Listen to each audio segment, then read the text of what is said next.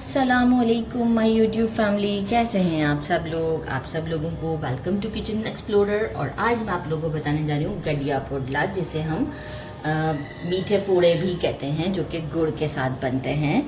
तो जो है वो उसके इंग्रेडिएंट्स मैं आपको कुछ बता देती हूँ। मेजरिंग 2 कप के करीब मैंने लिया है गंदम का आटा, और इसे छाना नहीं है बिल्कुल भी, ठीक है। मैंने लिया है 1 टीस्पून सौंफ, और इसे मोटा मोटा कूट लिया है। 1 टीस्पून इलायची पाउडर, ये इलायची के सीड्स का पाउडर है। और मेजरिंग 1 कप से थोड़ा सा ज़्यादा, आप देख सकते हैं थोड़ा ऊपर की तरफ है गुड़।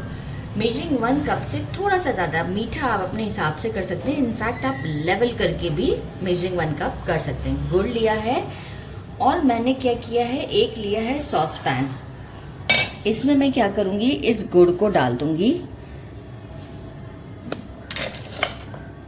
और साथ ही में मैं जो हूँ वो 1 कप के करीब वाटर डालूँगी। अच्छा, प्रोपोर्शन कुछ यूँ है कि हमारा अगर मेजरिंग 2 कप आटा है तो हमें पानी भी 2 कप ही चाहिए होगा। तो आप देखें 1 कप जो है वो मैं गुड़ में ऐड कर चुकी हुई हूँ। तो अब मैं इस गुड़ को मेल्ट करती हूँ और ठंडा करती हूँ। हमें इसे कोई बहुत पकाना नहीं है, हमें सिर्फ गुड़ को मेल्ट करके ठंडा करना है। अच्छा, मीनवाइल मैं क्या करूँगी, इलायची पाउडर मिक्स कर दिया इसमें, और सौंफ का पाउडर भी मिक्स कर दिया, which is not powder, like दरदरा सा कूटा हुआ है।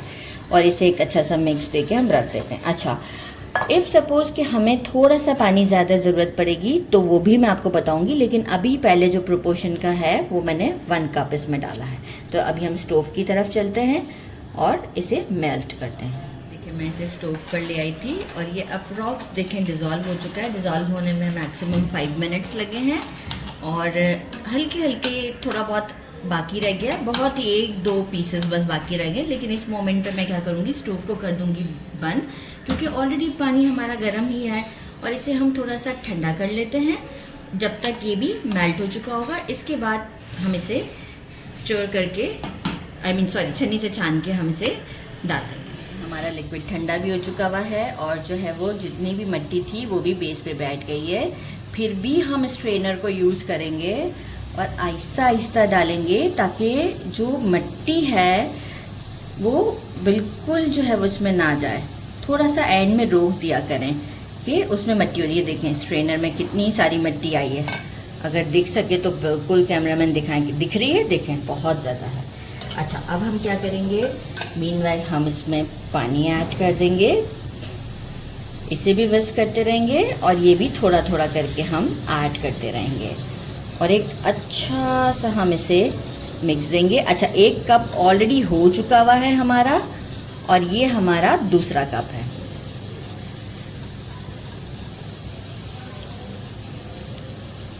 कलर कितना अच्छा आ रहा है गुड़ का आटे में। तो बस एक अच्छा सा मैं पहले ये मिक्स देती हूँ और आपको शो करती हूँ। लगता है मुझे कि और यूज़ करना पड़ेगा पानी, क्योंकि देखिए काफ़ी गाढ़ा सा है ना मिक्सचर, हमें थोड़ा रनी चाहिए। तो मैं और वाटर लेकर आती हूँ, और जो है वो मैं इसमें डालती हूँ, आपको बताती हूँ कितना यूज़ किया।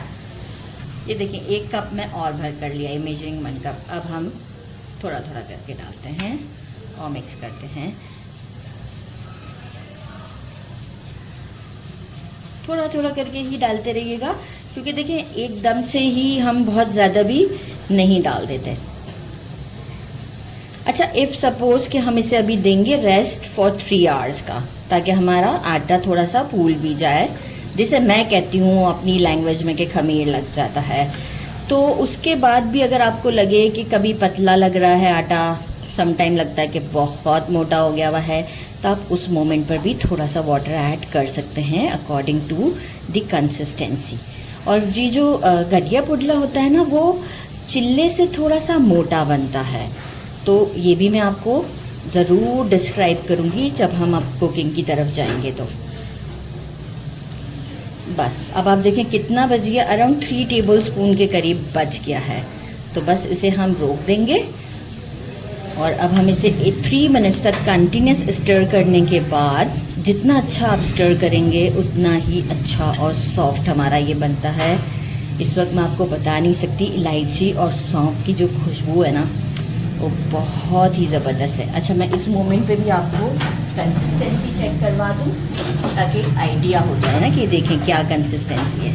ये देखें, ऐसे पोरिंग कंसिस्टेंसी है, लेकिन अभी भी लम्स हैं, तो इसलिए मैं इसे स्टर करने के बाद 3 आवर्स के लिए रख देती हूँ। मतलब आप ये चेक कर लीजिएगा कि इसमें वो ना हो, लम्स ना हो। तो बस मैं एक इसे अच्छा सा स्टर दे देती हूँ, I mean अच्छी तरीके से विस्क कर देती हूँ, और फिर मैं इसे 3 आवर्स के बाद आपको शो करती हूँ। मुझे 3 आवर्स हो चुके हैं। आप एक लेयर चेक कर सकते होंगे, ऊपर थोड़ा सा वाटरी टाइप का है, अच्छे से खमीर लग चुका है, और देखें कितना अच्छा टेक्सचर है। मतलब मुझे अभी कोई ज़रूरत नहीं पड़ेगी कि मैं इसमें कुछ ऐड करूँ, ना ही फ्लावर की ज़रूरत पड़ेगी ऐड करने की, और ना ही मुझे वाटर की। बिल्कुल परफेक्ट रेशियो है। तो बस अब हम चलते हैं अपने पैन की तरफ। तो हम सबसे पहले ग्रीस कर लेंगे, बहुत ज़्यादा घी नहीं लगाइएगा, जस्ट ग्रीस करना है। घी हम ऐड करेंगे, लेकिन जो है वो फ़ौरन नहीं ऐड करना है, जैसा भी ग्रीस करना है अच्छे तरीके से। और मैंने ले लिया है एक लैडल, जैसे आपके पास अगर डीप है कोई चमचा तो आप वो भी यूज़ कर सकते हैं। और हम इसे भरेंगे इसमें, और फ्लेम मेरा इस वक्त मीडियम से थोड़ा सा स्लो है।